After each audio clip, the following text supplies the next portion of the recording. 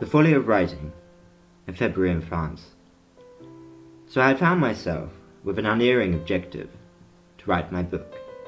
And considering it was about a journey across France, and that I was learning French, only one thing seemed clear to me, that I should go live in France.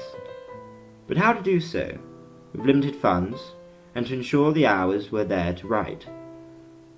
One solution came to mind, and I discovered it on a site called Workaway, where, for an exchange of man-hours, I could get bed and board. It wasn't long before scrolling through the pages of this website, through the communes and farmsteads, that I found a couple who I thought were suitable for me and my criteria. One lady was called Laurie de Zengamel, a sculptress who worked in bronze, steel, and other fine genres, and her husband, Joe Canine, a videographer who made a panoply of videos from heli-logging in Montana to corporate and music. They seemed just the ticket for me, if not just for the reason of them living in France. So I messaged them with my who, what, when, why, and apparently I was perfect for the invitation. So thus it happened. Everything was arranged, and off I went to live in France, and in a small town called Chalabre. There I remained, and much longer than expected, because I had truly discovered an extraordinary family with an array of extraordinary friends, all of whom lived in such curious, fun, and eclectic ways. And it seemed to me there I had been offered a glimpse of the world I had never before imagined, and such as it is with all good, excitable things, especially of those of people and places, I tried to remain with those things. I stayed there with the seasons, to see the revelling in all its different forms, from summer to autumn, and then into winter, when the first snow fell, until finally Christmas came, with its reveries, and with family calling, I returned home to England. But not for long, and with a cheap flight from Stansted, I arrived back in Carcassonne, and was met and greeted by my now most familiar hosts, Laurie and Joe, and also by their marvellous Shih Tzu, Lady Henrietta Higgins.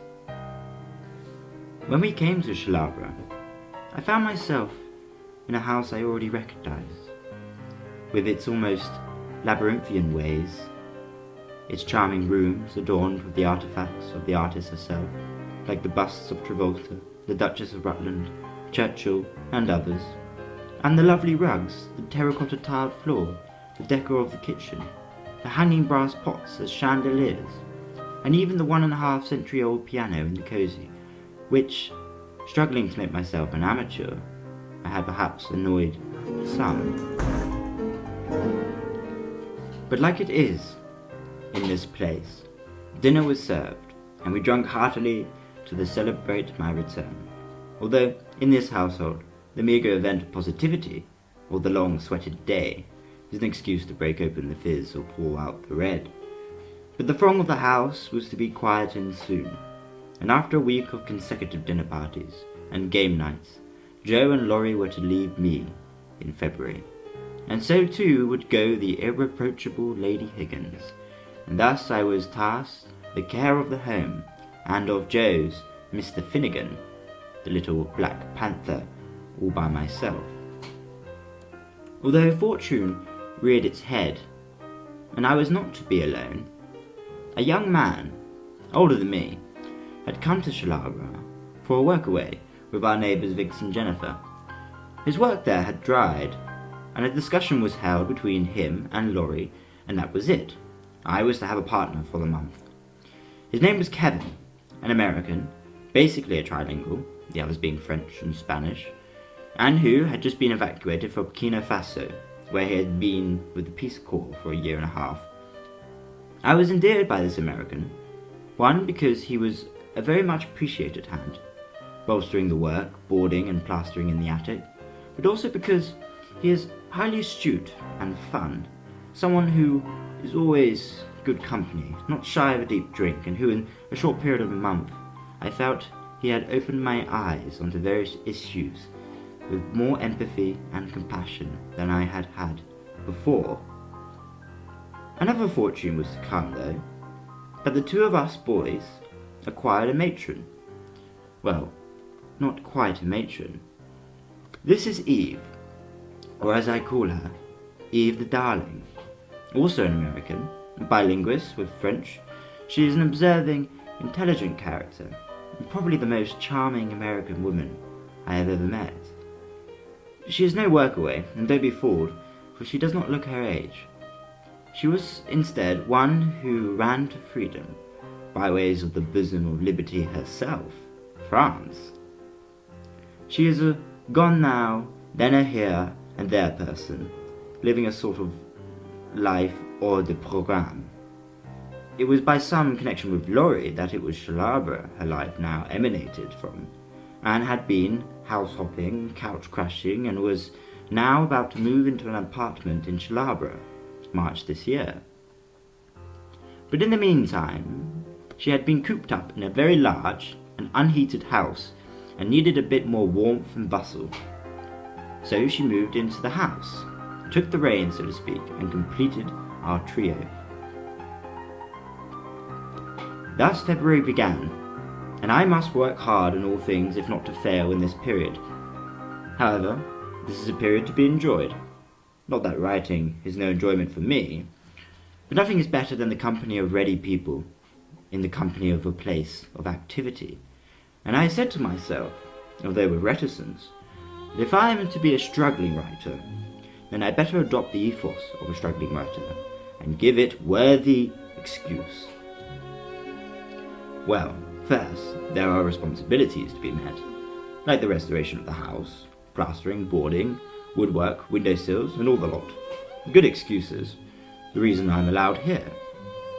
Then came the Rugby Six Nations, and it was the bar for us at Valentine's, for the English lads must not be so easily forgotten, although 'twas to my eventual dismay and, well, the Irish's glee.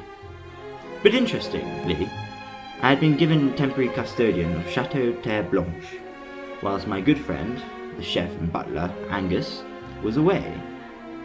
So Kevin and I went over with our tinnies, and watched the spectacle in the panelled decored home, with the floral wallpaper and the broad staircase.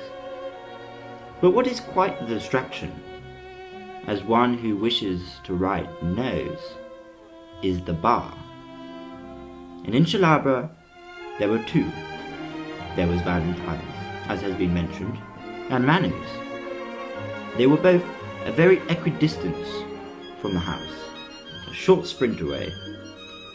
On one particular night, Manu held a feast, French raclette to say, where tables were booked, cheese was melted, and then a trio of Spaniards strummed without fatigue for hours on end, culminating in a series of embarrassing dances, which thankfully I had not filmed, or was filmed doing myself.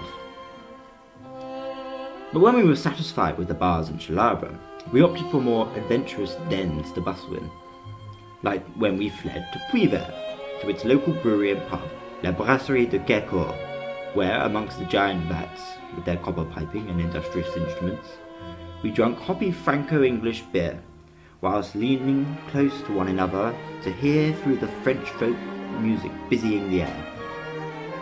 On such a night as this, you would miraculously return home, bring out the bows, and sing and dance and drink into the little hours to the most memorable and embarrassing classics. But through all this was the beautiful country to ease our minds. I had never been to a place that so evokes the essence of the mythology, because the land is mythological. The vistas are, the abrupt change is. And it lends itself to the cathartic. For example, our trio, with the blessed addition of Naila the nymph, a character who deserves a spiel like the rest, I should say, but I'll leave that for another opportunity, hiked to a Qatar chateau, and spent time on the verge of the world, with a small picnic of French strawberries, cheese, and wine of the country itself. And then we babbled in our own ways, allowed the world into our souls, and even praised and gave salutations to the sun. And because of all these varying rituals, this hobble of the world was given such a temperamental mind to the weather. We enjoyed such things as winter and spring in the same month. That one day we would be by the hearth when it snowed, and the next week out on a Sunday for lunch, basking in the springy sun whilst enjoying rosé, wearing light clothing, and drawing on some cigarettes. When it snowed, I was brought out of the low valleys by a few mavericks to the icy slopes, to ski with them first, and then to view the mountains we'd skied from the comfort of a brasserie. When it rained, and it rained like an antediluvian deluge, the river was almost in flood, so we were called upon to aid with the moving of furniture by our new neighbours, who lived now in the old watermill, and we were justly rewarded in the fashion only suitable to the town's ethos. And if all this didn't draft a confrontation with the endeavour of a wannabe writer, then at least we lent time, or I lent time, to attempt more cultivated things. For example, we formed and executed a poetry night, that once a week, after a hearty meal, we gathered around the hearth and the roaring fire in the kitchen, drank good wine, and went into themes like heroism and romance, love and age, and spoke the words of the likes of Haussmann, Pablo Neruda, Robert Graves, and John Donne. Perhaps I could count this at least as good preparation, or even revision, for such endeavours as writing a book, that I at least have exposed myself to lyric, rhyme, and prose, and hopefully they have worn off onto myself, and will invigorate my writing to its own end. Life succeeded well that month. I spoke French enough, plastered a lot of the attic, went on cathartic walks, drunk my fair share, and even Mr. Finnegan lost some weight. So I hope you've enjoyed this little description, however sporadic it may be, for such is my life anyhow, that you'll want to come along with me again to my next excursion, with that imposing endeavour of mine to write a book.